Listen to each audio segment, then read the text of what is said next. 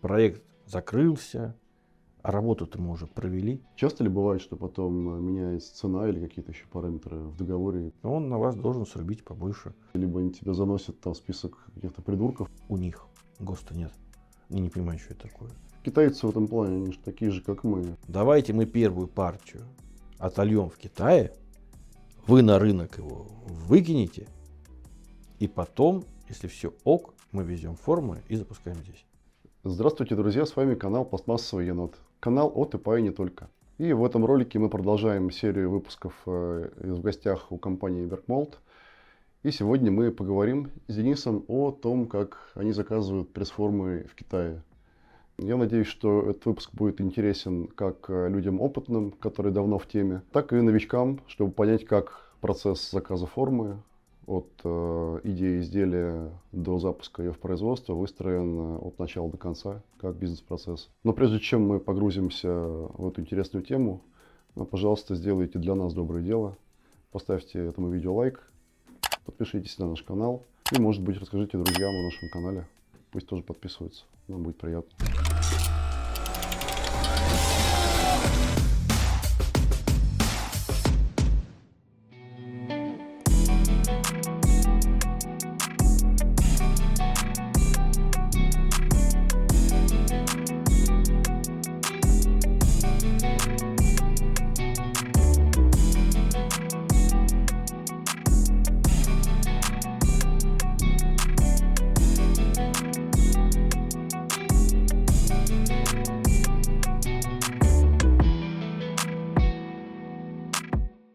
Привет еще раз. Привет еще раз. Я предлагаю построить наш разговор следующим образом, отталкиваясь от процесса, идти по этапам и на каждом этапе подсвечивать какие-то интересные моменты, какой-то интересный опыт, лайфхаки, какие-то моменты, где можно налажать, да, где китайцы могут налажать, может быть, расскажешь какие-то смешные истории.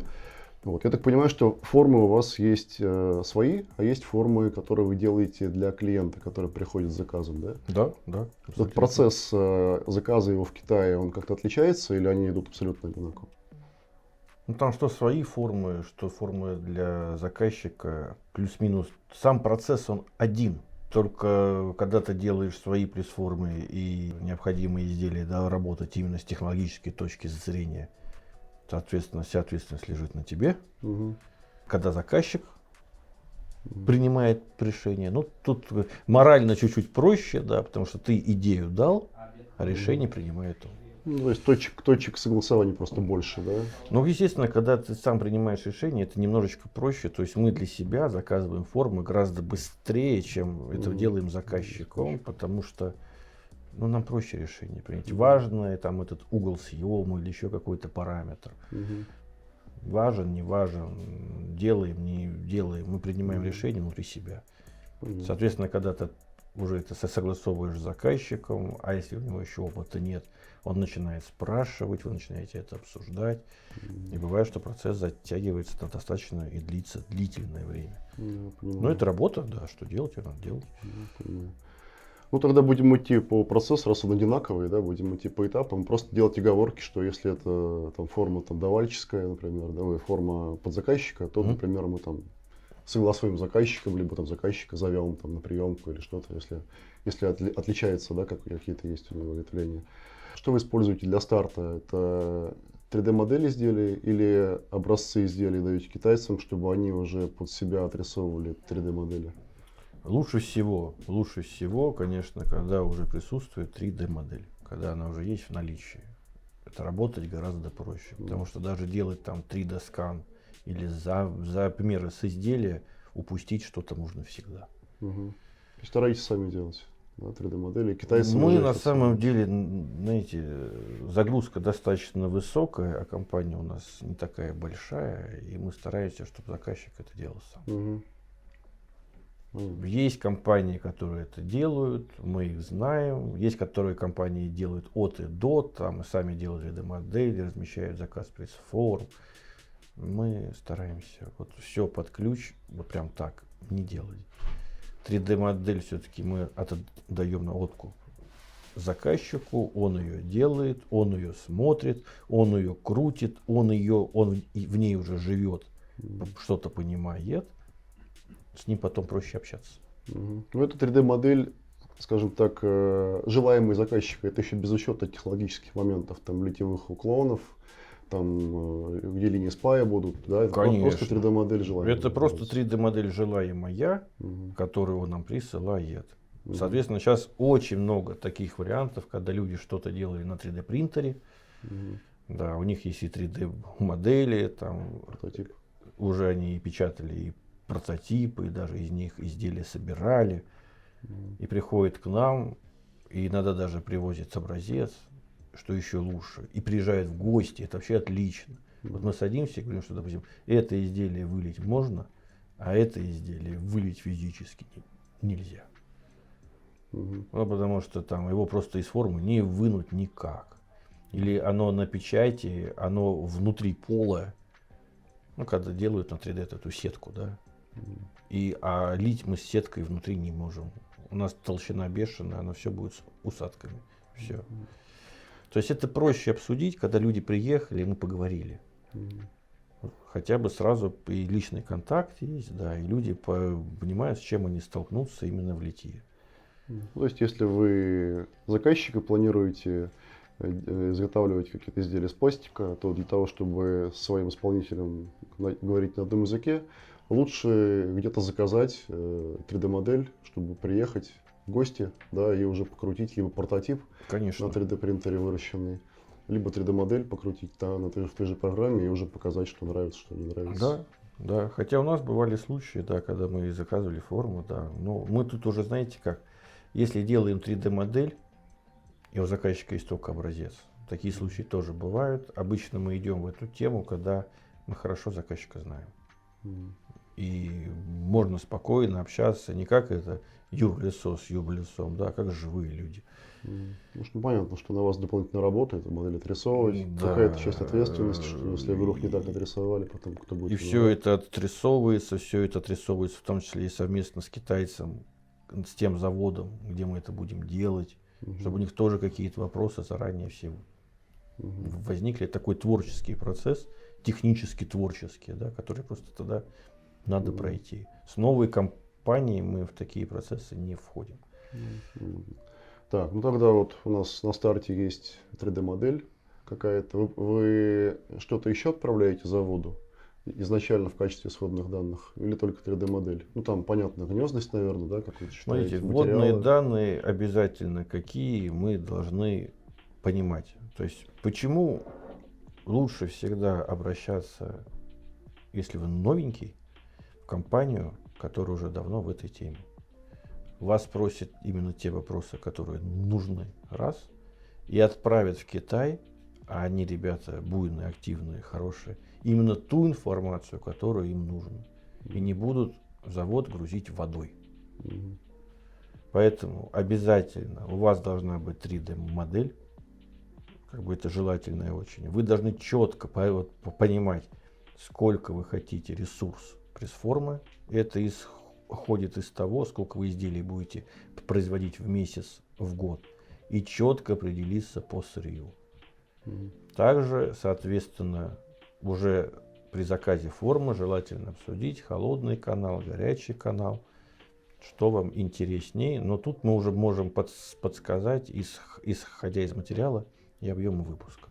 Китайцам вы уже отправляете в виде первичного ТЗ на просчет уже горячий канал, если он есть, с количеством точек впрыска, запираемый, не запираемый. Конечно, это уже все отправляется, уже готовое техническое ТЗ, как оно должно выглядеть по итогу. Там о линии спая, там места для толкателей уже указываете? Линии спая, места для толкателей, это мы обсуждаем уже потом. То есть вот сейчас мы обсудили то, что у нас проходит обычно до заключения договора.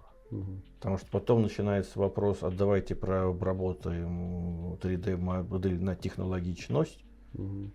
И я скажу, что по молодости, по неопытности мы иногда эту работу делали на начальном этапе, до договора, да, а договор потом не заключался, множество причин, нашли где-то дешевле, ну, как это не самое часто проект закрылся, А работу-то мы уже провели. Ну, Поэтому обсуждение линии SPY, точек впуска мы начинаем только после договора. мгм.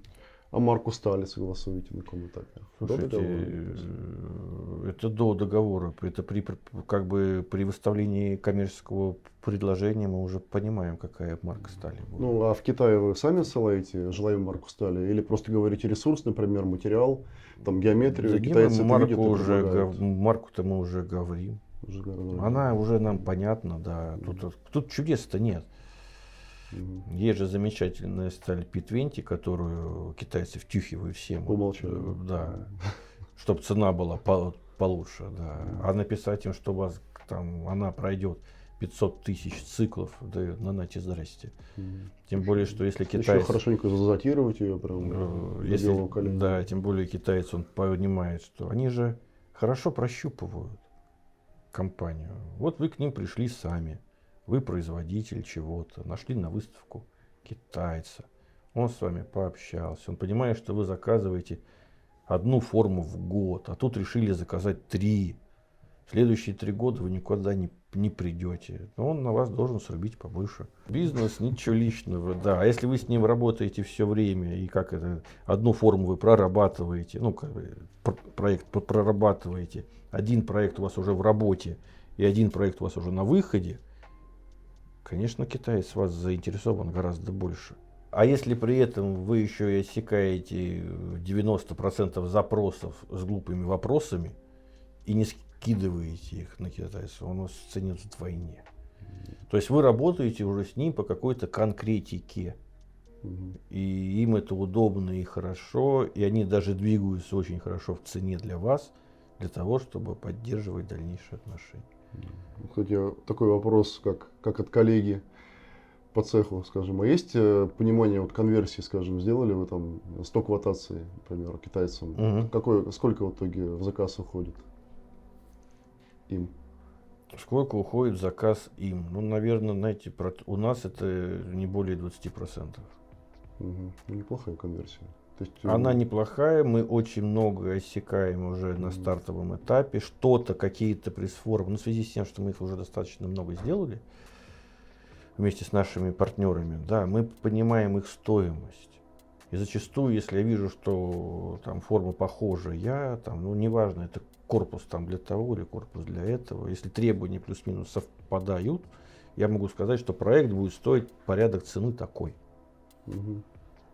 И если человек сразу говорит, ой, это слишком дорого, все хорошо. Если человек говорит, да, я знаю эти цены, да, все окей, поехали дальше, все, мы уже работаем дальше. Кстати, китайцы в этом плане, они же такие же, как мы, потому что для них вот этот расчет формы, особенно если они его делают там достаточно досконально, да, они просто там плюс-минус в 1,5 раза, для них это тоже трудоемкий процесс. И Это- часто бывает, что если ты им там делаешь там 5-7 квотаций, там, ну 10 может быть, максимум, если они их по-настоящему считают прямо, да, там инженер, там, да, подключается, там, конструктор, то после этого у них там либо охлаждается мотивация, либо они тебя заносят там в список каких-то придурков несусветных. Ну, с в этим этом заводом есть, потом- да, проблема тоже, то есть должна быть. Поэтому и ценят те компании, да, тех партнеров, которые могут проделывать эту работу у себя в России со своими заказчиками. И им даже это выгоднее, если так и есть. Хотя многие сейчас вот китайские компании, они выходят на рынок напрямую, пытаются, стараются. Но я общаюсь с ними, мы много кого знаем. Они говорят, что выхлопа-то практически нет с этих выставок. То есть люди приходят, люди общаются, но все равно есть какой-то ступор в языковом барьере, есть ступор там, опасений вот этой логистики, как поехать туда на эту приемку. Да и в Тоже, целом даже да. для нас-то, вот, кто в выставках тоже ведь участвует, тоже выхлоп там далеко там не 20%, если брать из холодных рядов. Конечно, конечно. А если ты умножишь на то, что это китаец, там есть опять же эти страхи все, то просто они, наверное, не ожидают такой конверсии, когда Ну, они заходят на стараются, выставку. да, но говорю, вопрос в том, что говорю, просто так разместить заказ где-то в Китае — это большая проблема. Ну, даже вот для нас, кто уже давно с Китаем работает, давайте там купим что-нибудь в Китае, ну, любой там продукт какой-то новый для Ну, нас, да. Мы же не кинемся прям с выставки, давайте разместим там. У нас же будет проделана определенная работа. Мы же точно так же. Ну, как минимум, спросим у своего китайца, с которым давно работаем уже, что вот есть компания Xiaolin, а у него как это оборудование? Ок, не ок. Надо проверить. Ага, ну вроде более-менее, да, можно пробовать приехать. По пути где-нибудь заедем, посмотрим. Ты, наверное, тоже как и большинство тех, кто там давно на рынке, и у кого там большой спектр товаров, с двумя кластерами работаешь, да, южный и Северный. Тайчжоу. И Тайчжоу, ну как бы, как мы называем, север и юг, да, на юге, естественно, там культура производства выше, стоимость пресс-форм выше, как мы считаем, инженерная подготовка выше, север, там чуть все попроще, но и цены пониже, и тут уже надо посмотреть, что за изделие, что за требования. Вот тут вот сразу понимаешь, что вот это изделие для Тайчжоу, а вот это вот для Шэньчжэнь Дингуаня. Или есть какой-то кластер изделий, которые вот и туда можно отправить, сравнить Можно, цены? ну, отправлять туда-сюда, сравнивать цены смысла нет, тут и так все понятно будет, где какие цены будут. Ну, плюс-минус, да. Тут надо уже определяться самим, да, куда мы пойдем с этим изделием. Надо посмотреть заказчика, посмотреть его требования. То есть ты уже отправляя изделие на Мы просчет, отправляем ты уже понимаешь, что это вот только в Тайчжоу, например. Тайчжоу здесь не проканает, надо отправлять только в Шэньчжэнь на юг. Да, да. Понятно. А есть какой-то такой быстрый скоринг, как вот нашим зрителям рассказать, как понять, с какими изделиями стоит идти на юг, а какие того не стоят? Индивидуально все строго надо смотреть. Тут только на опыте. Но говорю, если как у вас какое-то сложное изделие, сборочное, с хорошими допусками, ну, вам, наверное, в Тайчжоу даже не стоит идти. А если еще и серия большая, ну точно нет. Ну, это опять касается не каких-то специализированных форм, да, потому что если это какие-то пэтки, например, то тут не столь уже важно Тайчжоу или не Тайчжоу, тут уже от завода зависит. Ну, конечно. Но смотрите, то есть мы для себя уже как бы вектор развития приняли. То есть мы как компания, мы никогда не войдем. Ну, не скажу, что никогда не войдем, может, когда-то и войдем. На сегодняшний момент мы не входим ни в вторую упаковку. Даже если люди просят что-то им сделать, у нас нет таких контактов в Китае. То есть они есть, наработок нет. Мы не входим в эти проекты. ПЭТ сразу нет. Это отдельная тема. Это отдельный бизнес, отдельная жизнь. Какие-то бакелиты нет. Силикон. Силикон нет. Ну, то есть сразу, то есть есть такие моменты, где точно нет. Скажи, а по выбору заводов, наверное, стараетесь больше работать с постоянными заводами? Как часто новые ищете, начинаете? Новые мы не ищем, они находятся сами. И как бы мы общаемся все, да, но вот уже, наверное, года 4 мы работаем с нашими старыми партнерами и никуда пока больше даже не прыгаем. Хотя как бы новые фабрики мы посещаем, но это в любом случае делать надо, чтобы не замыливался глаз. Но я могу сказать, что китайцы тоже это решение достаточно сильно уважают. И мы открыто им сразу говорим, что мы работаем там, с такой-то, такой-то компанией, работаем уже 15 лет. Как бы прыгать резко мы никуда вот и не хотим, нас все устраивает. И они прям с большим уважением говорят, давайте все равно, присылайте нам на просчет, мы хотим войти в этот пул. Ну, какой пул, если не секрет, который закрывает от ваши потребности по формам? 2 Шэньчжэнь, 2 Тайчжоу. 4 завода. В каждом есть, и в Шэньчжэне, и в Тайчжоу есть основное, есть запасное. Понятно. Давай дальше. Типа процессу, да, отправили им там ТЗшку предварительно, там, согласовали цены. Дальше китайцы присылают, там, что там, вошли в проект, 3D-модель формы. Дальше, да, если мы уже с заказчиком все подписали, все окей, хорошо. Дальше мы делим обычно на 2 части. Если изделие уже мы видим, что четко отработано, мы запускаем сразу уже изготовление пресс-формы в плане проектирования ее. Если мы видим, что изделие не отработано, то мы запускаем отработку изделия. Технологичность. Да, уже с заказчиком это такой, ну, бывает долгий процесс, бывает недолгий процесс. Все это обсуждаем, и точки впуска, и линии спая. Потому что иногда бывает, знаете как, заказчик в лите не понимает ничего, но ему нужно прийти и сделать модное слово реверс инжиниринг. Ну, спереть у кого-то. Ну, как бы у нас конструкцию. же чуть-чуть все поменялось после 22 года, да, и людям надо работу продолжать. Где-то надо взять это изделие. Самый идеальный вариант в этом случае взять образец, который вам приходил до этого, особенно если есть, обычно есть и 3D модели, и чертежи, и есть само изделие. Мы тогда вообще ничего не придумываем. Мы сразу его смотрим, если где какие впрыск, где какие вставки, где в какие слайдеры, все. Делаем один в один. Особенно если какая-нибудь заглушка, какой-нибудь вал, где надо понимать, что люди, которые до этого делали, уже явно все испытания провели. И эта точка впуска, она здесь может быть абсолютно и не случайно. Потому что бывали у нас изделия, когда перенос точки впуска, он сказывался на физмехе изделия. Ну вот как раз хотел спросить, когда делаете анализ на технологичность, да, изделия, какие-то в него вносите изменения, там где-то уголочки, может быть где-то там литники недопустимы, там точки впрыска недопустимы, или толкатели. Часто ли бывает, что потом меняется цена или какие-то еще параметры в договоре, и приходится с клиентом менять условия? Это крайне редкие случаи. Это крайне редкие случаи, когда это должно быть какое-то очень кардинальное изменение. У нас зачастую так бывает, что если мы изначально заказчику там уже согласовали цену, и при этом при всем как бы критических изменений нет, но мы понимаем, что это, ну, скажем, наш с китайцами косяк, то, что мы не предусмотрели так точку впуска, мы это на себя берем, заказчик про это даже не знает.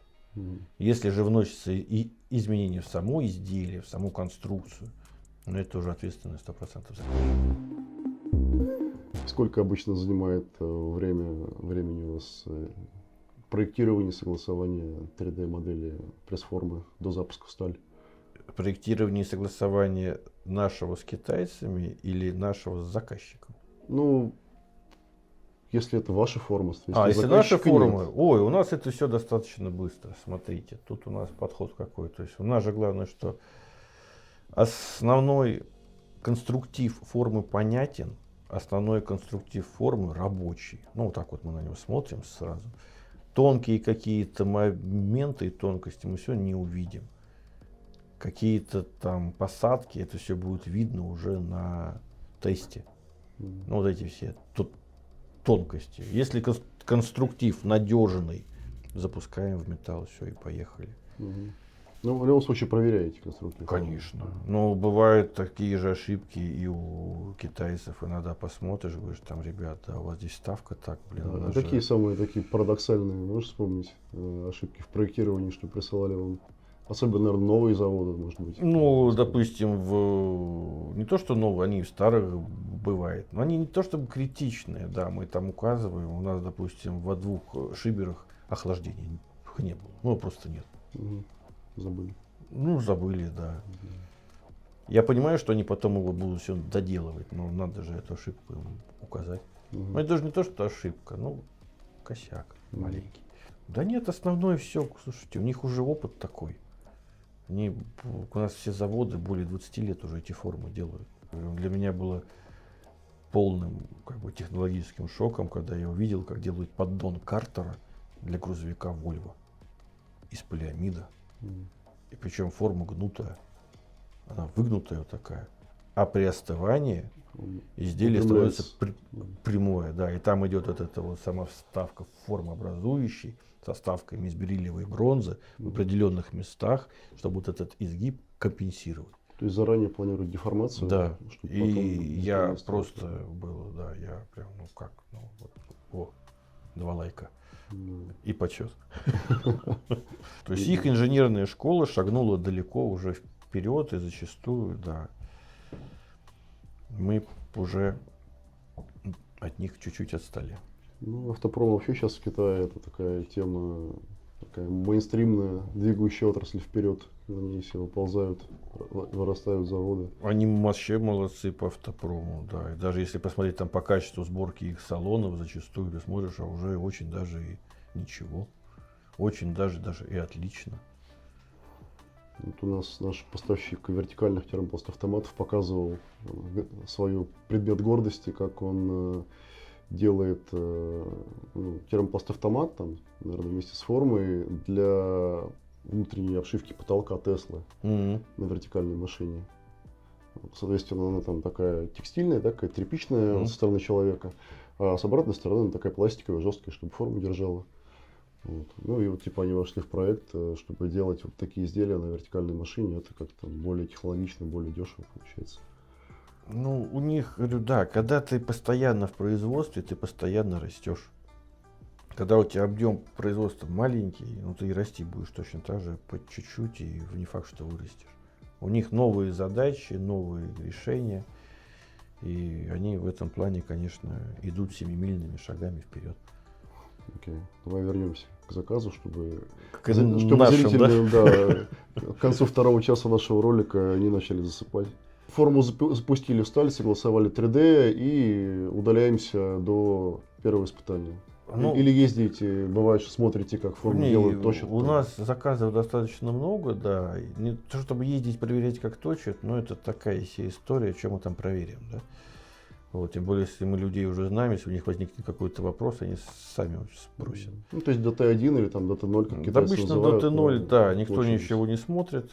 Мы обычно бывает, что ездим мы на Т0, потому что отношения уже более чем дружеские. Обычно, конечно, заказчиков на Т0 не пускают, потому что зачем им видеть то, что получится при первом впрыске. Давай поясним, может быть, для тех, кто еще не в теме или недавно в теме, что такое Т0 и Т1. Давайте поясним, попробуем. Да, то есть вы спроектировали пресс-форму по всем расчетам, у вас должно все отлично получиться.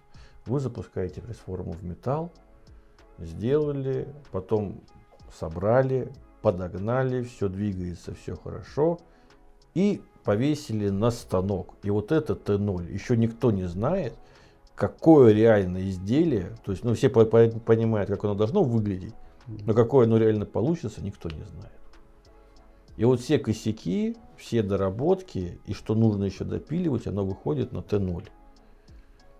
После этого форма скидывается, все доделывается, потом еще раз, может быть, навешивается. И, конечно, когда уже Т1, уже все более-менее уверены, что все пройдет отлично. Всегда ездите на Т1? Есть проекты, когда идут дубликаты форм, нет. Если форма новая, раньше ее не делали, то... Если форма новая и раньше ее не делали, стараемся съездить, стараемся совместить несколько проектов вместе, да, чтобы все посмотреть. Ну, сами, а клиента возите? Бывает? Если он изъявляет желание, конечно. На Т1 или больше, чаще на финальную? На финалочку обычно, уже когда все хорошо. У нас даже бывали случаи, когда были вопросы, которые невозможно решить там по телефону, по видео, по почте.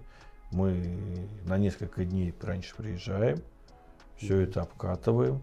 Потому что китайцы тоже не понимают до конца требований к видовой поверхности.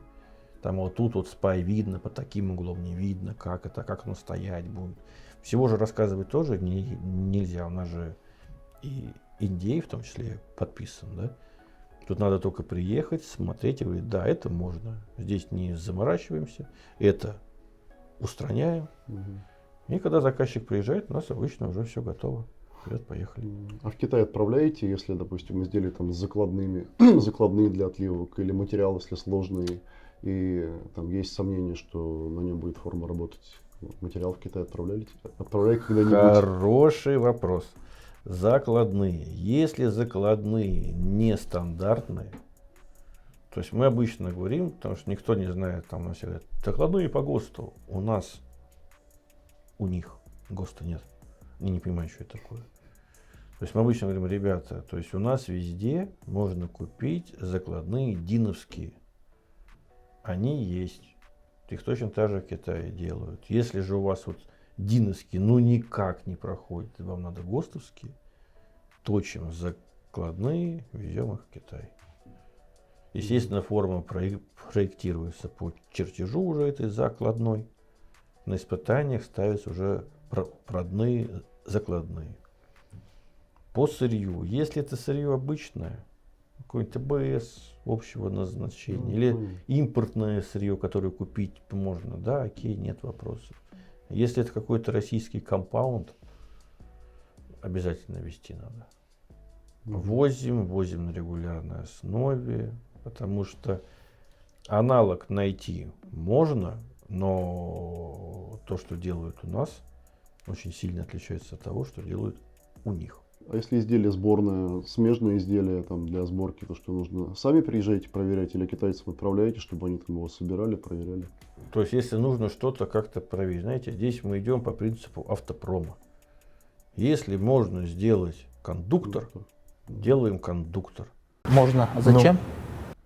Можно сделать кондуктор пластиковый, можно сделать кондуктор алюминиевый. Это и заказчику в будущем пригодится, и для проверки отлично. Потому что таскать эти запчасти, особенно если какие-то крупные, туда-сюда, но не зря же в автопроме есть так называемый, как вот chicken fixture, как его по-русски это сказать? Ну, не знаю, кондуктор для проверки. Есть, да. Кондуктор. Все, он крепится, изделие точно так же, как оно должно быть в автомобиле, по таким же крепежным точкам. Есть точки для проверки размеров. Все. То есть вы отправляете это китайцам, чтобы они сами сначала проверили, а потом вы Ну, уже конечно, смотрите. да.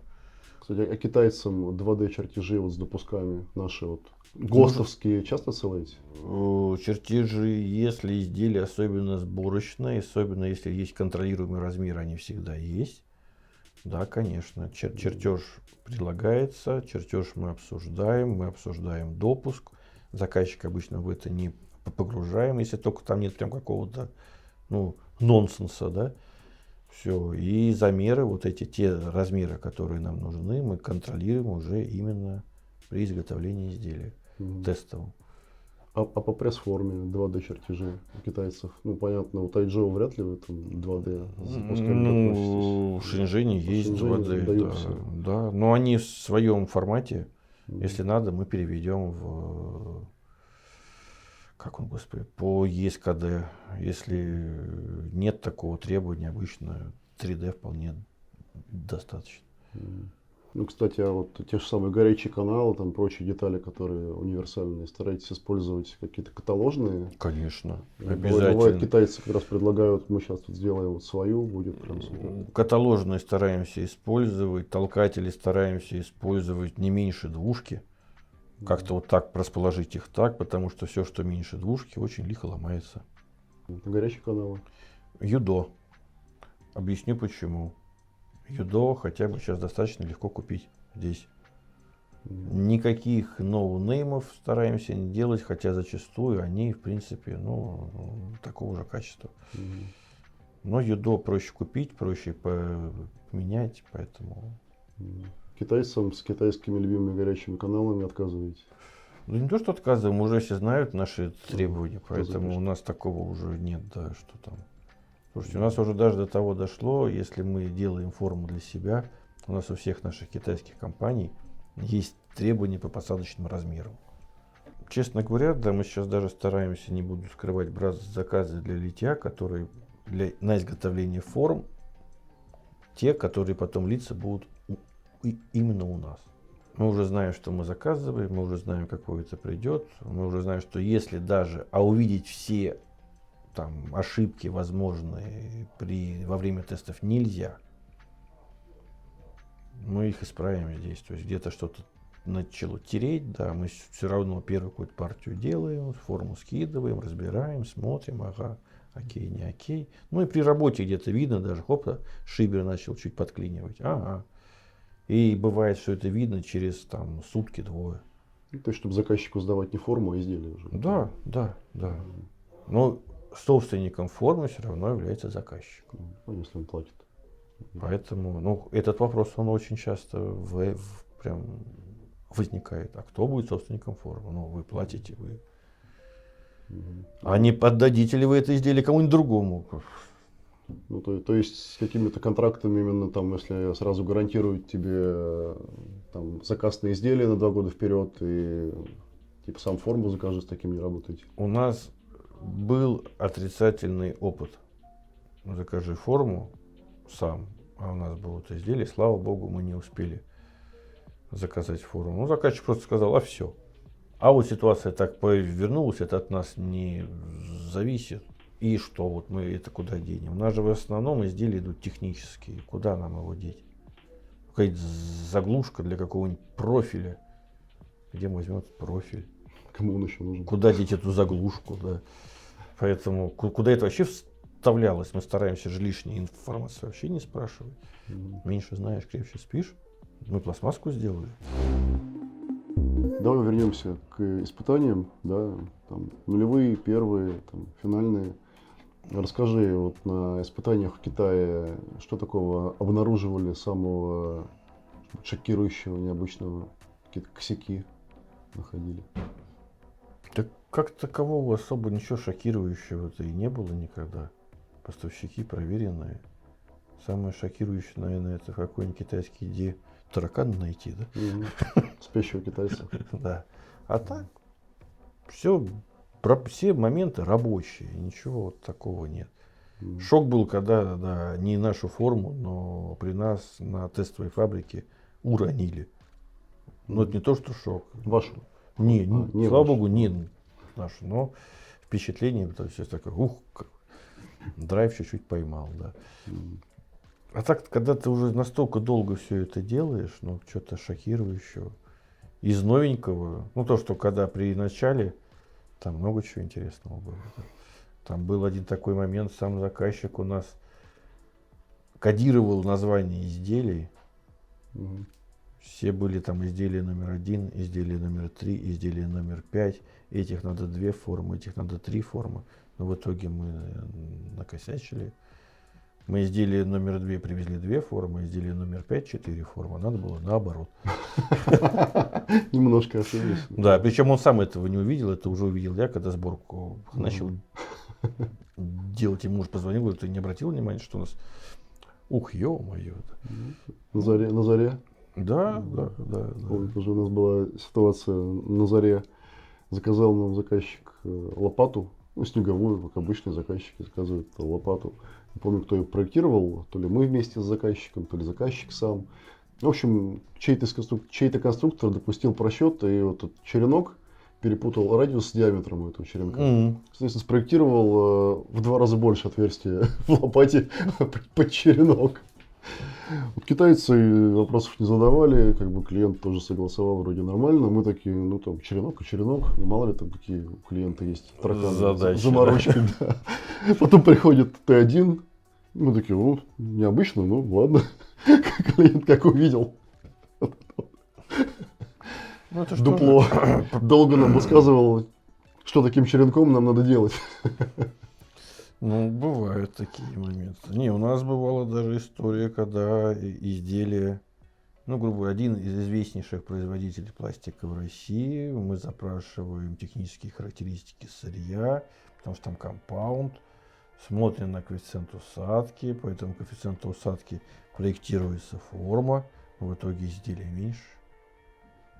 Оказывается, коэффициент усадки больше. А к этому известному производителю российского сырья ни с какой стороны не подъехнешь, кто мы, кто они. Ну, там была, да, проблема у нас. Тоже на испытаниях в Китае заметили? Ну да, потому что мы уже на испытаниях в Китае. То есть мы не то, что мы тогда еще не возили это сырье, мы сделали аналогичный компаунд. Там ничего в нем сложного не было. Но мы изделия получаем, они меньше. Формообразующие проверяем, они ок. Они как по 3D, как положено, с понятным коэффициентом усадки. Купили это сырье здесь, отлили подобные изделия, нас у себя померили, а коэффициент усадки не соответствует. Написали им письмо, типа как так? Он говорит, идите по определенному адресу, у нас все правильно, мы вообще самые крутые в России. Ну и что мы сделаем? Мы ничего не сделаем. А с клиентом вы какой срок обычно оговариваете? Допустим, подписали договор, да, и срок пошел. срок запуска изделия, или там как-то учитываются сроки возможных там доработок, приезда клиента? Как это Хороший фиксируется в вопрос, договоре? да. У нас в любом случае мы прописываем, что срок согласования образцов, он не входит в срок исполнения договора. То есть он может продлевать договор.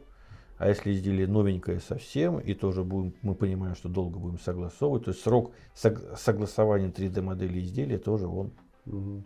продлевает срок действия договора. Ну, вот эти все доработки, которые при сложных изделиях или при там новых изделиях могут там месяцами длиться, годами. Это уже Годами. на вас? Или это с клиентом согласуетесь, Это что с такое ним всё- возможно? Конечно, конечно. У нас был один договор, где изделие уже было готово. И сказали, что один в один делаем. Уже практически запустили формы в металл. Говорит, стоп, у нас меняется дизайн. Ну, в итоге мы дизайн 2 года меняли. Ну, Их, это, их опять было же, 4. это по инициативе клиента. Конечно, да. Их было 4 дизайна. Это все время вот этот движ, вот это все. Естественно, а договор у нас был так, как изделие было, уже пришла 3D-модель как замороженная, финальная. Мгм. Мы не включали это там какой-то срок договора. Мы писали допник, да, что, ребята, у нас в связи с тем, что вот-вот-вот, Мгм. все согласны, что сроки договора переносятся на срок согласования. Мгм.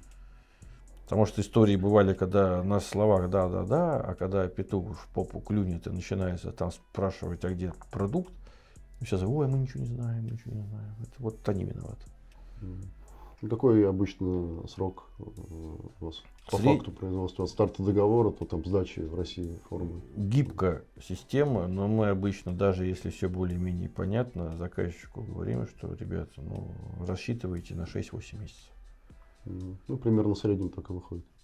Потому что все бывает, где-то вы говорите, что вы сделаете быстро, а начинаете согласовывать это изделие, вам еще надо что-то отвести, где-то проверить. Обычно у него 6-8 месяцев. Просто часто такой вопрос клиента, когда говоришь там, 6-8 месяцев или сложный проект видишь, что говоришь, ну там в год лучше рассчитывать.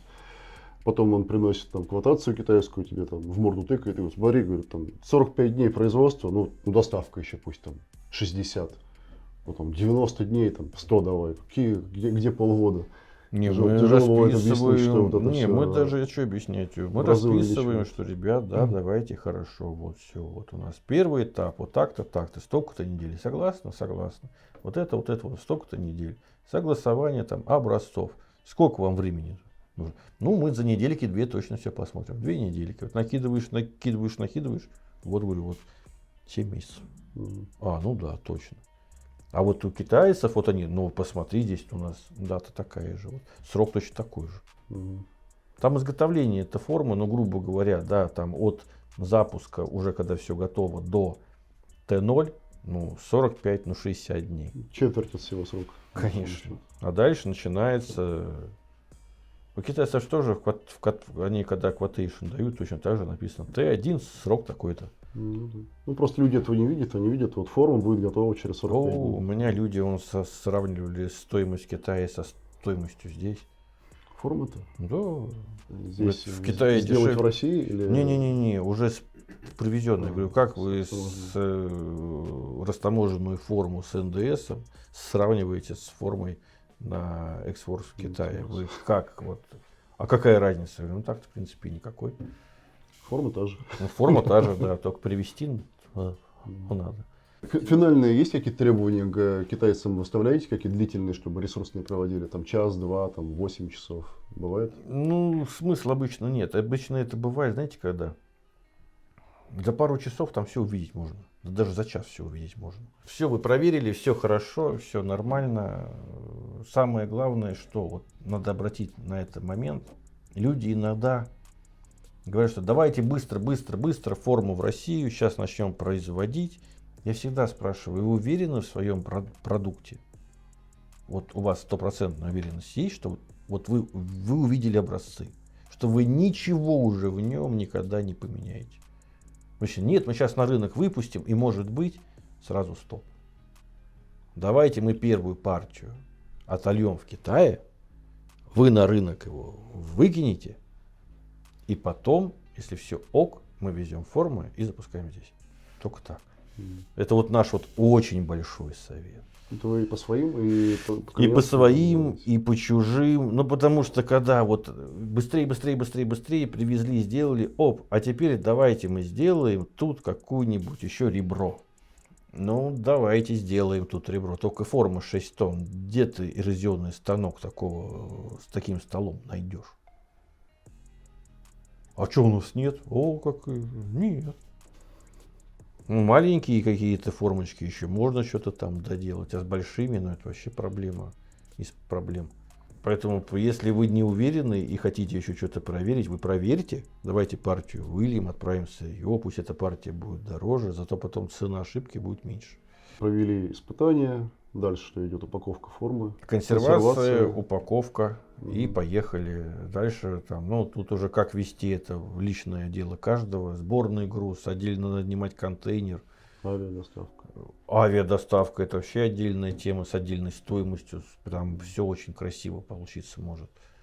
Все. И груз поехал. Груз приезжает сюда. Привозим его к себе на предприятие. Ну вот мы конкретно, да.